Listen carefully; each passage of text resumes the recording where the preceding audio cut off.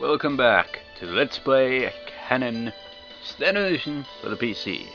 The last episode, we found out a very important clue to Makoto's past. She apparently is not human. Then what could she possibly be? As I said last time, don't spoil that. The truth will be there, soon enough, possibly. I tried to say this in the most tender tone I can muster.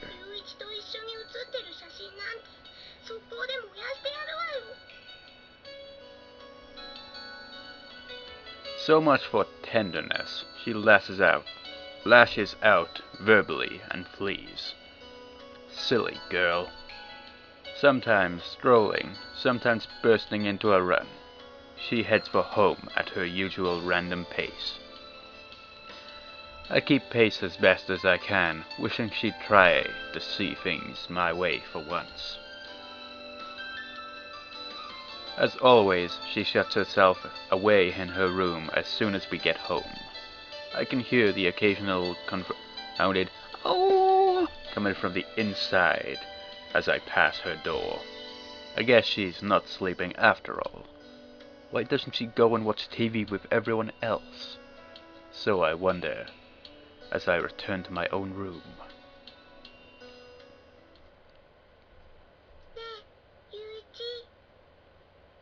That was like some kind of horn thing for a second. I don't know. A voice hauls me out of the abyss of drowsiness.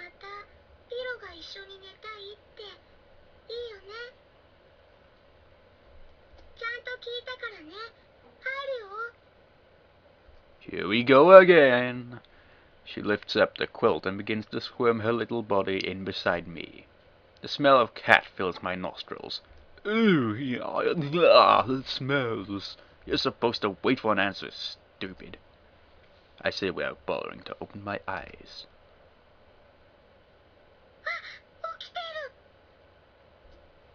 Are you sure it's not just you who wants to sleep with me?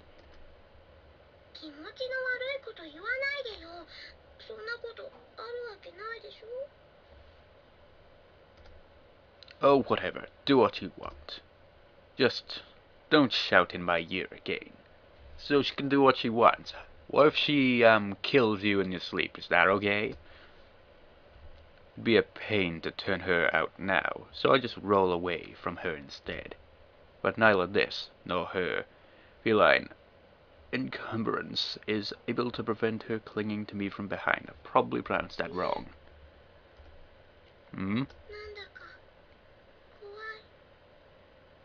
Okay, be serious now. Serious time. Serious time. Bring on the serious tone. Why?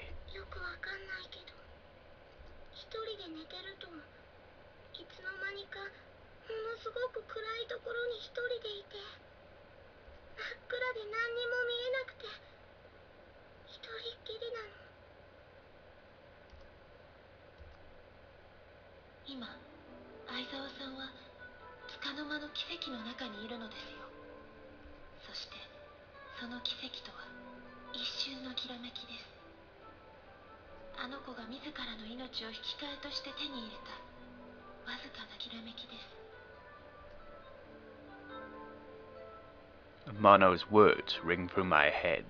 I wonder why I remember them so clearly. Had I been about to dream about that?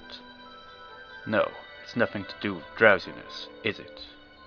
It's because I've just accepted the fact that Makoto's past is entwined with mine. I realize what that dream of darkness she just told me about represents, how certain its coming is, and where it will take her. She was probably prepared for such an end when she set out to visit me, and now she has nowhere to return to. The present is all she has, and then that will be the end. That's her fate now. Fate she doesn't even know about. Hopeless girl. I give up, okay? You can come and sleep here whenever, if you must. Yeah, it wouldn't be fair to kick you out by yourself. Would it, Piero? He's asleep between us, perfectly placed for a flick on the nose. This raises a mew of complaint. See? Night then. Seemingly relieved, Makoto closes her eyes. Makoto, afraid even though she doesn't know what reason she has to be. I can't decide whether that ignorance is a good or a bad thing for her. If her memories return, she'll know she's not human, and that her life now is a transient one. It's hard to think of anything less pleasant for her. And yet, as things stand, she doesn't even remember why she's here, or what she came for. If only she could remember that she wanted to be with me. But she can't, and that makes things worse for both of us. Worst of all, for her, though wasting this dearly bought time, while I alone feel the stirrings of desperation. Saturday, January 23rd. The alarm clock rings. Asa, asa da yo. Might as well do the alarm clock, since it's not going to play in the damn thing. Of course, that's the only part I know is the first part of it. Apparently, it's awoken Makoto. The cold air sweeps in as I push back the quilt. She begins to stir. Beep. The alarm clock stops. She squirms back under the quilt. You're not even gonna have a snoring sound? Her breath grows slower and louder. Hey, Makoto! It's wakey-wakey time! I give her a good shake. Piero leaps out from a gap in the bedding, landing onto the floor with an audible patter. Look, even Piero's up. She opens her eyes a crack and looks at me. What do you mean, and? You've got a job to go to, don't you? Well, don't you?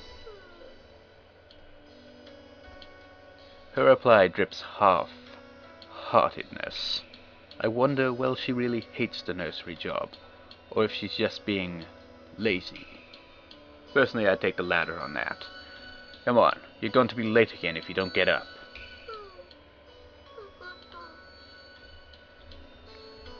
Finally, she manages to drag herself out of bed. The clicking sound of chopsticks fills the air. So desperate is Makoto's battle with them, that she doesn't even notice that her struggle has attracted attention. She whimpers as one of them flies out of her hand, scattering a shower of rice across the table.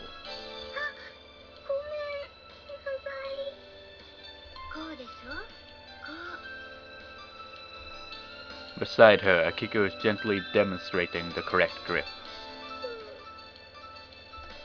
But Makoto has already all but given up. She doesn't attempt to replicate this example. Maybe I should feed you instead. Say, ah.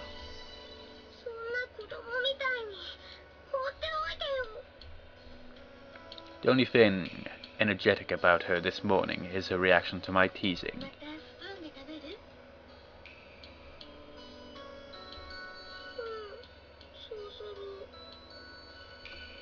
She does. Taking which Makoto begins to eat at last, her spoon scraping and clattering in the bowl, just like last night. It's an odd atmosphere.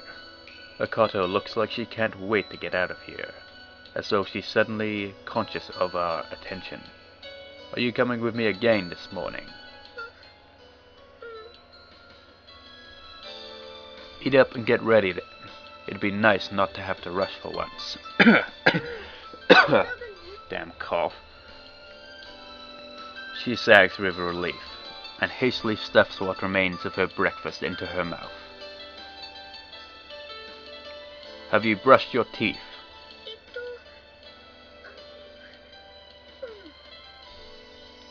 You're not a very good liar, Makoto.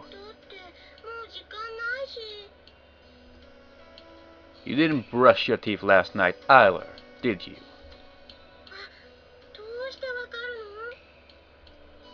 It's fairly obvious when someone's sleeping in your face. Oh, that must have smelled. I'd have been able to smell the toothpaste.